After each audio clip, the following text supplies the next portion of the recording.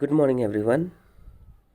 I hope आप सभी लोग घर पे होंगे और आप और आपके जितने भी रिलेटिव्स हैं सारे लोग हेल्दी होंगे।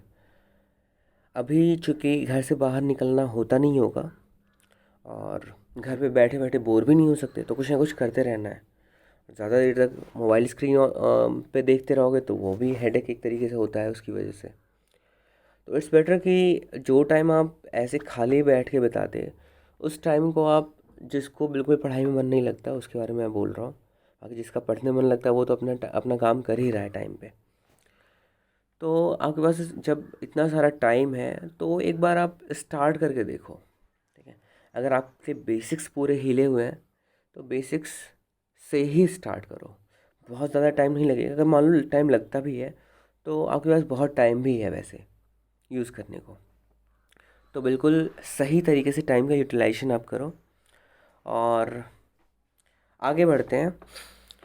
अगला जो रिएक्शन मतलब केमिकल रिएक्शन का टाइप है वो है डिस्प्लेसमेंट रिएक्शन। लेकिन इसके पहले हमने दो तरह के केमिकल रिएक्शंस पढ़ लिए हैं। एक तो हमने कॉम्बिनेशन रिएक्शन पढ़ा है, दूसरा डीकम्पोजिशन रिएक्शन। कॉम्बिनेशन में क्या हो रहा है, दो या दो से ज़्यादा कंपाउंड्स आपस में रिएक्ट कर रहे हैं और एक सिंगल टाइप का कंपाउंड जो है उसकी वजह से प्रिपेयर हो रहा है। लेकिन वहीं डीकम्पोजिशन में क्या हो रहा है, जैसे इसका अपोजिट चीज़, सॉरी, कॉम्बिनेशन में ये थी दो या दो से ज़्यादा सबस्टेंसेस या दो या दो से ज़्यादा कंपाउंड्स रिएक्ट करके एक सिंगल कंपाउंड बना रहे थे। वहीं डीकम्पोजिशन में क्या है, एक सिंगल कंपाउंड के साथ में कुछ ऐसा हो जा रहा है कि वो दो या दो से ज़्यादा कंपाउंड्स प्रोड्यूस कर दे रहा है। इस तरह के रिएक्शंस को हम डीकम्पोजिशन रिएक्शन बोल रहे थे। इसके अलावा दो तरह के और हमने रिएक्शंस पढ़े थे। एक तो एंडोथर्मिक प्रोसेस वाला हमने देखा था, एंडोथर्मिक रिएक्शंस, और दूसरा एक्सोथर्मिक रिएक्शंस हमने देखा था। एंडोथर्मिक क्या होता है, ऐसा रिएक्शन जिसको होने देने के लिए, जिसको आगे जो हो सके उसके लिए कंडीशन ऐसे क्रिएट की जाती है कि उसको हमें एनर्जी देना पड़ता है। तो एक ऐसा रिएक्शन जिसमें एनर्जी कंज्यूम होता है उस तरह के रिएक्शन को बोलते हैं एंडोथर्मिक केमिकल रिएक्शन। और एक ऐसा केमिकल रिएक्शन जिसमें एनर्जी रिलीज़ होता है, इसको एक्सोथर्मिक केमिकल रिएक्शन बोलते हैं। इसका सबसे अच्छा एग्जांपल ये है कि चूना वगैरह होता है, उसमें पानी डालोगे तो वो पूरा गर्म हो जाता है। यहाँ तक कि सीमेंट में पानी डालोगे तो वो हीट रिलीज़ करता है। ठीक है, तो ये जो है एक तरीके से डी सॉरी एक तरीके से ये एक्सोथर्मिक प्रोसेस के एग्जांपल्स हैं। एंडोथर्मिक प्रोसेस के बहुत सारे एग्जांपल्स हो सकते हैं। बहुत सारे ऐसे रिएक्शंस हैं जो बिना हीट दिए पॉसिबल ही नहीं हो पाते हैं, वो स्टार्ट भी नहीं हो पाते हैं, इनिशिएट भी नहीं हो पाते हैं। तो यहाँ तक तो हमारा सारा कुछ क्लियर था। बाकी चूँकि आपका 10th का एग्ज़ाम है तो आपको एक चीज़ का ध्यान ये देना है कि अगर अभी से आप पढ़ाई पे कंटिन्यूटी बना के रखें तो आपको लास्ट में पैनिक वाली सिचुएशन नहीं आएगी आपके सामने कि अरे अभी कुछ भी नहीं पढ़ा है या इतना सारा सिलेबस बाकी है, एग्ज़ाम नज़दीक आ गया। वो वाला सिचुएशन नहीं क्रिएट होगा। तो इट्स बेटर कि आप अभी से पढ़ाई करो और जो चीज़ें भूल जाते हैं उसको बार बार वापस से पढ़ो, रिवाइज़ करो। तो एक टाइम के बाद ऐसा होगा कि आपको वो चीज़ें नहीं भूलेंगी और वो आपके बोर्ड के एग्ज़ाम्स के लिए अच्छा रहेगा। तो चांसेस तो यही लग रहे हैं कि ये सारा कोरोना वगैरह तो अभी जितना भी चले इसी साल में ये निपट जाएगा। तो नेक्स्ट ईयर तो आपको एग्ज़ाम देना ही देना है। और इन केस एग्ज़ाम मान लो नहीं भी देना हो तो आपका मेन फोकस लर्निंग होना चाहिए। क्योंकि आप इस क्लास में हो, क्लास 10th में पहुंच गए हो, तो आपसे एक्सपेक्ट किया जाता है कि आपको कुछ बेसिक चीज़ें तो आनी ही चाहिए। उसके बाद की जो जर्नी है 10th के बाद की, वो काफ़ी ज़्यादा अभी तक के लेवल से काफ़ी ज़्यादा अच्छे लेवल का है। तो इट्स बेटर कि आप अभी से प्रैक्टिस करो और जो भी बेसिक चीज़ें आपको जिसमें प्रॉब्लम होती है उसको आप वापस से सीख लो, क्योंकि टाइम बहुत ज़्यादा है। अगला टॉपिक स्टार्ट करते हैं। अगला टॉपिक है displacement reaction. Displacement reaction start करने से पहले मैं आपको वापस से रिकॉल करा देना चाहता हूँ कि क्लास में हमने एक रिएक्टिविटी सीरीज़ याद करी थी और उस रिएक्टिविटी सीरीज़ को हमने एक ट्रिक से याद किया था। और वो ट्रिक क्या था,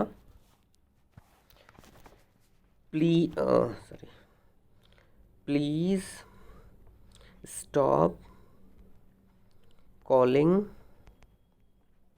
मी अ केयरलेस ज़ीब्रा।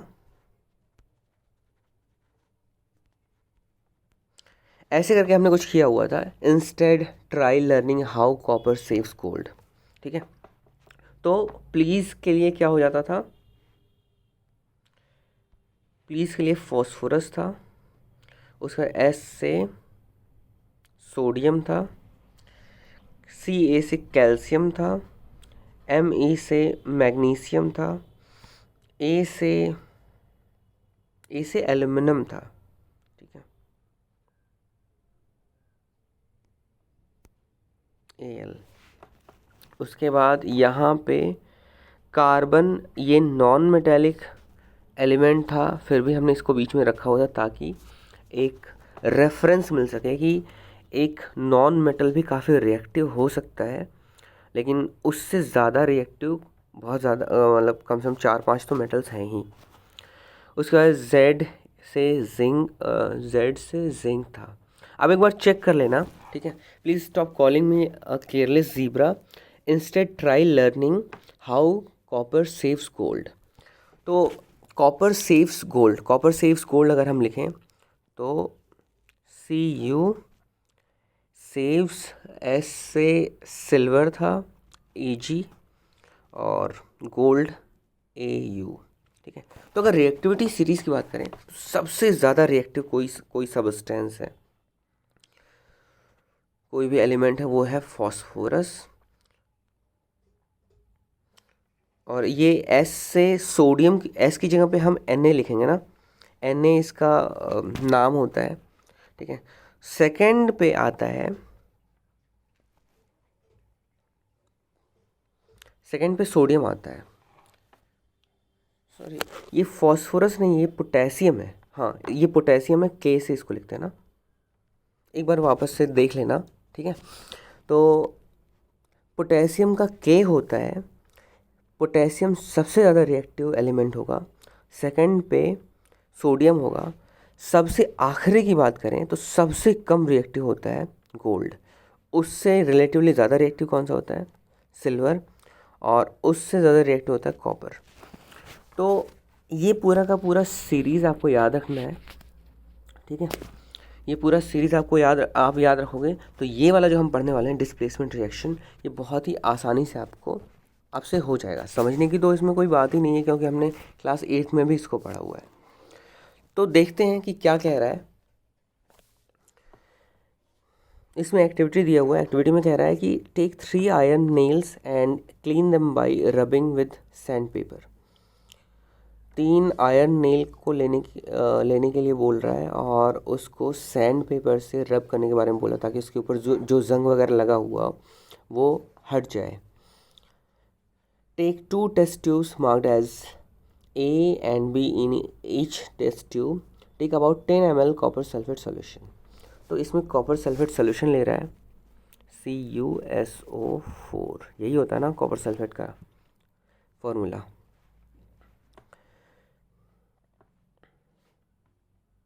इसके बाद कह रहा है tie 2 iron nails with a thread and immerse them carefully in the copper sulfate solution in test tube B for about 20 minutes. Figure 1.8a, ये 1.8a में ये दिया हुआ है कि 1 iron nail aside for comparison. तो 3 आयरन नेल्स लिया हुआ था, उसमें से 2 इमर्ज कर दिया कॉपर सल्फेट सॉल्यूशन में और एक को अलग रख दिया, सैंड पेपर से अभी भी घिस के ही रखा था हमने, उससे सेपरेट रख लिया था, ताकि जब कॉपर सल्फेट सॉल्यूशन से इसको बाहर निकाला जाए तो ये पता चले कि जो बाहर जिसमें कॉपर सल्फेट नहीं मिला था उसका क्या हाल है, और जो कॉपर सल्फेट सॉल्यूशन में इमर्ज किया गया था उसका क्या हाल है, ताकि कंपैरिजन थोड़ा सा ज़्यादा इजी हो सके। तो after 20 minutes take out the iron nails from the copper sulfate solution. Compare the intensity of the blue color of the copper sulfate solutions in test tube A and B. Figure 1.8b. ठीक है, तो 1.8a में और 1.8 B में क्या difference है, ये रहा बी, ठीक है। तो 1.8 ए अगर देख रहे थे तो वो काफ़ी ज़्यादा ब्लू कलर का था, और जो बी है उसका कलर हल्का सा फेड हो गया है। इन द सेम मैनर जो आयरन नेल्स हैं उनमें भी डिफरेंस आ गया, उनमें भी कुछ चेंजेस आ गए हैं। आयरन नेल्स जो थे जब डिप किया जाना था उसके पहले, ठीक है, उसके पहले आयरन नेल इस तरीके से कुछ दिख रहा था, कुछ सिल्वर कलर या वाइट कलर ऐसे बोल सकते हो। जब आयरन नेल को कॉपर सल्फेट सॉल्यूशन में से 20 मिनट के बाद से निकाला गया तो उसके ऊपर एक डिपोजिशन आ गया था, उसका कलर ही चेंज हो गया था, ठीक है। Also compare the colour of the iron nails dipped in the copper sulphate solution with the one kept aside.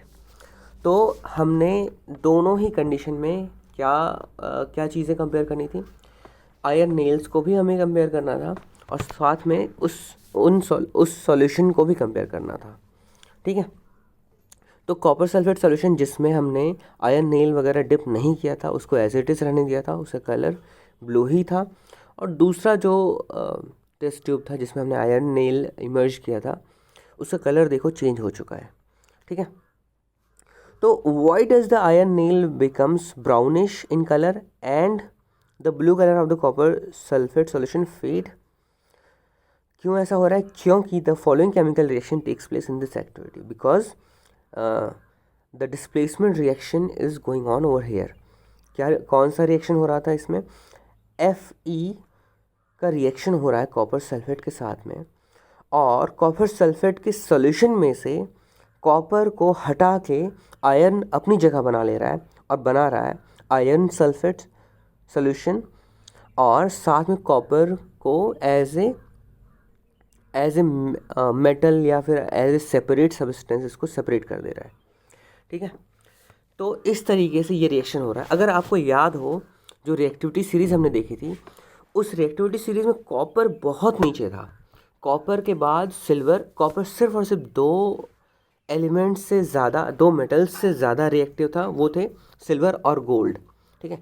तो बाकी जितने भी मैक्सिमम मेटल्स होंगे उनके चांसेस हैं कि वो कॉपर से ज़्यादा रिएक्टिव होंगे ही होंगे। तो जो ज़्यादा रिएक्टिव होता है वो किसी भी सॉल्ट सॉल्यूशन में से उस एलिमेंट को निकाल लेता है और उसकी जगह पे अपना खुद का सॉल्यूशन बना लेता है, ठीक है। इसको ऐसे समझ सकते हो, मान लो एक कंपाउंड है या फिर एक एलिमेंट है A और दूसरा कंपाउंड है BC, ठीक है। दूसरा कंपाउंड है BC। अगर A और B की बात करी जाए, A अगर ज़्यादा स्ट्रॉन्ग होगा B से तो A B को रिप्लेस करके C के साथ में चला जाएगा और B सेपरेट हो जाएगा। लेकिन इन केस अगर A रिलेटिवली वीकर हुआ B से, तो इस केस में क्या ये रिएक्शन होगा? तो आंसर है नहीं, इस केस में रिएक्शन हो ही नहीं पाएगा। तो यही है डिस्प्लेसमेंट रिएक्शन, हमने पहले से पढ़ा हुआ है। और डिस्प्लेसमेंट रिएक्शन में बस एक ही चीज़ आपको याद रखना है कि कौन सा रिएक्शन होगा, कौन सा रिएक्शन नहीं होगा, ये चीज़ आपको क्लियरली पता चले, उसके लिए बस वही रिएक्टिविटी सीरीज़ आपको याद रखनी है, ठीक है। बाकी आज के लिए इतना ही रहने देते हैं। नेक्स्ट लेक्चर में हम नेक्स्ट टाइप का डिस्प्लेसमेंट रिएक्शन देखेंगे। वो नेक्स्ट टाइप का डिस्प्लेसमेंट रिएक्शन है डबल डिस्प्लेसमेंट रिएक्शन। इस केस में सिर्फ और सिर्फ एक सॉल्यूशन में से उसके एक कंपोनेंट को रिप्लेस करके दूसरा कंपोनेंट उसकी जगह बना ले रहा है। अगला वाला जो सिचुएशन हम देखेंगे उसमें दोनों ही एक दूसरे के साथ में एक दूसरे को रिप्लेस कर देते हैं, ठीक है। तो तब तक के लिए stay home, stay safe, thank you.